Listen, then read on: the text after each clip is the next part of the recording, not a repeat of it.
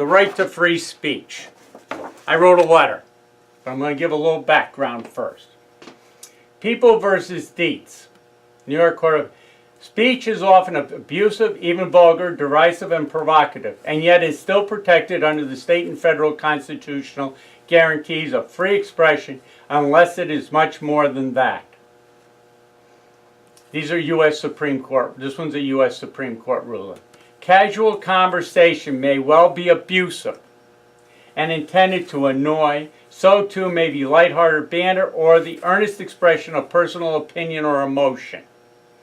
But unless the speech presents a clear and present danger of some serious substantive evil, it may neither be forbidden nor penalized.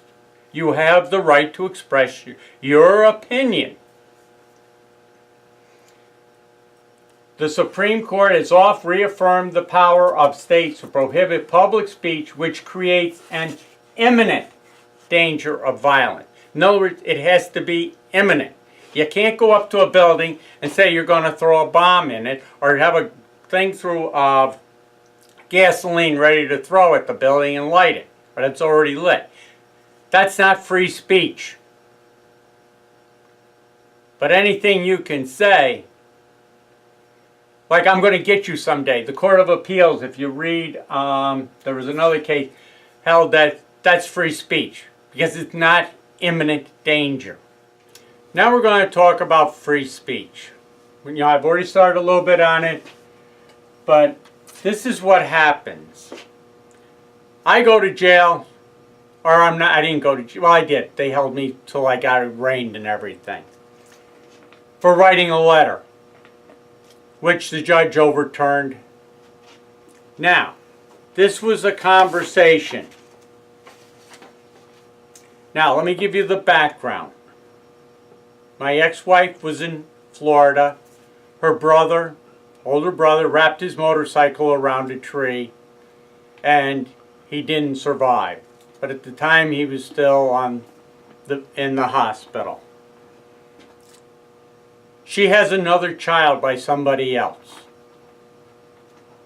who I'm good friends with, by the way, and I get along fine with her other daughter. What happened was, the child did not want to go to her aunt's house. She wanted to stay with her father. The mother did not want that to happen. So this is what happened during the conversation. He called her up and said, "You're in Florida," and had her call her back. So he answers the phone. "Carrie, hello." The ex, "I want you to know what you think you're doing. You are picking a effing inopportune while my brother is on his deathbed." "Carrie, do you want to listen to me or not?" The judge said he was not going to recognize first right of refusal. The judge said that when it's my time, I have her. When it's your time, you have her. "Can I tell you something? Are you going to let me talk or not?" Screaming, she goes, "No, you can't, because I have custody AH. We know what that is. She's my effing daughter. She refers to her 8-year-old daughter as her effing daughter. Wonderful mother. "Carrie, Jacqueline does not want to go to Maria's, and believe me, I can fully understand that." Her screaming, "I don't give a S what you say. I just called the camp to take her there." Again, screaming, "I don't care what you say. Mondays, Wednesdays, and Fridays, you're under a effing court order. Maria is not a custodial parent." Inaudible. "With a effing court order. And the cops, if you don't bring her over there right now. Do you got that? Jacqueline does not want to stay overnight there. She told me that." Do you hear me? Hear that? Are you done? I'm telling you right now. Either you bring my daughter, I'm her father. And he goes, you're in Florida. You are on my time. Because she's in Florida, it's her time, but she can't take the child. You are not doing anything. You are on my time. You are infringing on my time with my daughter, and I can do what I want on my time. How is he infringing on her time to be with her daughter when she's in Florida and the daughter's up here in Boston Spa? He's not. Are you in Florida? Oh no. Where are you right now? Where are you right now? F you. Do you hear me? Are you in Florida? I don't care if I'm in my effing backyard. If you had Jacqueline. You know, he offers to bring her home. What do you want her to be with, not her father, when she wants to be with her father? Because it's my time. You effing AH. You better not. Wonderful language. I'm not trying to upset her. Her brother gets on the phone. There's a criminal complaint against both of them. We'll discuss what happened afterwards, but I'm just reading. This is in most of this here. Your head is mine, mother F. You get Jacqueline over to Maria's now, effing now. Because I swear to God, I will rip your mother effing head off and they won't find the pieces, dude. He does like the word dude. And you know I'm serious, Carrie. There ain't nobody going to be able to stop me, dude. You better reconsider your effing position. The brother again. The next comment out of the brother. You ain't going to tell me an effing thing. That's fine. Chris, you better hear what I'm saying because you know I don't get upset for shh. I realize that. Then you better get your effing head out of your posterior. A. Dude. The ex screaming in the background. Effing S. Oh. Do you hear me, Chris? I can't stand that bastard. I want that guy. I want you to do something with him. I understand, the brother says. This is the last thing that she needs. And I'll tell you what, man. If my sister flips out because of you, I'll effing kill you. Dude. I will effing kill you. And there ain't no effing court of law. And my mother can go to effing hell. Dude. Keep forgetting to put that dude on there that's there.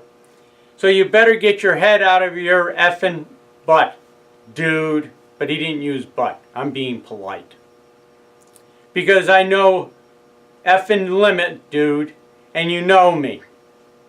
So you better get your effing head out of your A. And you better drop Jacqueline off at Maria's. Because as soon as I get done taking business here, dude, you better hide your mother effing butt. And that's all I'm going to say, Carrie. That's all I'm going to say. Mother effing. You better get your head out of your mother effing dude. Because I really rectified the situation. And there's no goddamn court of law that's going to keep your ass safe. Inaudible. And my mother, my effing mother, I don't know why he's saying such mean things about his mother. Chris, mother, again. It goes, oh shit, where is it? There are a few other things. And then he ends it with, I'll hunt you down, mother F. Now, what happens with this? With all that, oh, she's guilty as hell. They're, you know, aggravated harassment and stuff and everything else. From what I understand, the brother flew up here. The state police met him at the airport and told him to go back to Florida. I don't know how true that is, but that's what I was told. I was told when she got back, she went home, the police went to her house and said, "Can you please come down to the police station so we can issue you this violation, this misdemeanor complaint?" I will tell you, if that had been a father, he would have been walking out of the house with handcuffs on. The father would have, as soon as he was ready to get off the airplane, they would have been there to greet him with handcuffs. But the mother gets to go home, the brother gets to go back to Florida. Now, he goes to court 3 or 4 times, and then the next time, lo and behold, they didn't tell him about the court date. And guess what happens? All this gets dismissed. Now, legally,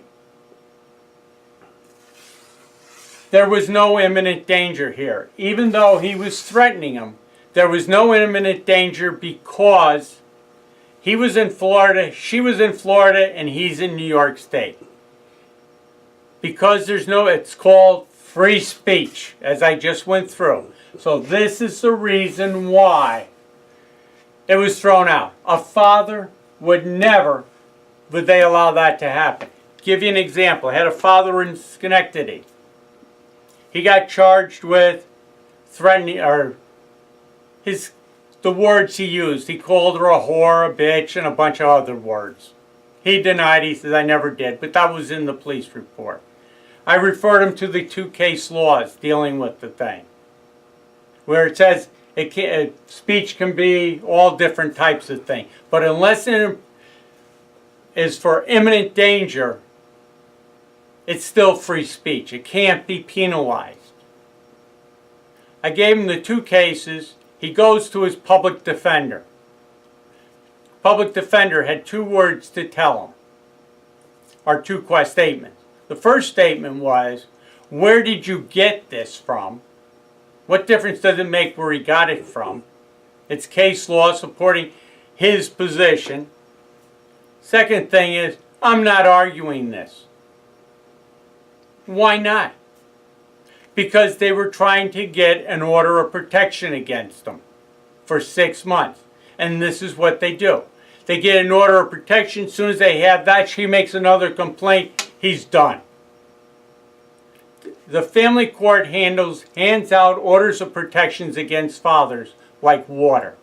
The other problem you have is when the fathers call the police on the mothers, the police show up at the house. They interview both parties. Now, if it's the father causing trouble, they have no problems arresting him and taking him down to the station. But what happens is, in a lot of instances, they tell the father, "If we arrest her, we also have to arrest you."